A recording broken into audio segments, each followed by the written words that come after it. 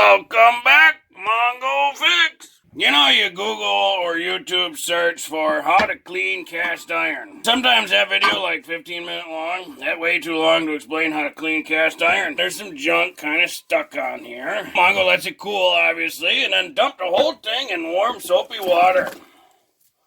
And of course, this is how Mongo does it. Everyone a little bit different. Some people can get really mad, but Mongo uses steel wool. Doesn't let it soak very long. Step 1, soak. Step 2, light rub with steel wool. Mostly because the steel wool will pull the junk off real quick. And you can feel when you get it pulled off. You still want to wash it with soap and water. Now, that coating's just oil, so if you leave it forever, sure, it'll pull it off. But that's perfect. Rinse with cold water.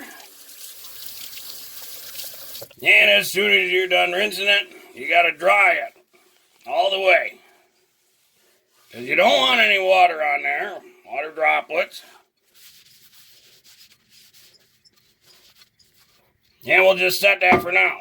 Now we got the big pan. It has not been soaking long. Take our steel wool, couple gentle passes, and again, you don't want to push hard. This is just a light rubbing of the whole surface, basically. And of course, some people will start being real mad right now. Oh no, you're not supposed to be using a steel wool. Yep, lightly rub, and hasn't damaged nothing, hasn't destroyed anything. And in a second here, I'm going to show you why. It doesn't matter if you use steel wool as long as it's light. Now we'll rinse.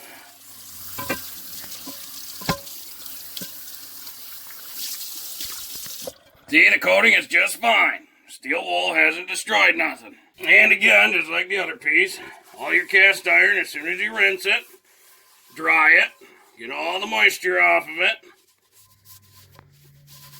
Now that the pan's clean, there's one last thing most people forget, and that is you got to use some special oil or vegetable oil.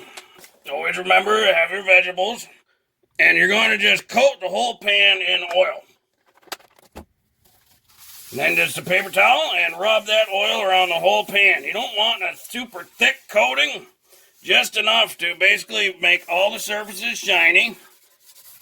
Mongo goes through and does the entire pan. The outside, the inside, the handle, everything. Sometimes you need a little bit more oil. What this does is the next time you go to use it, you're probably going to be using medium heat on a tabletop.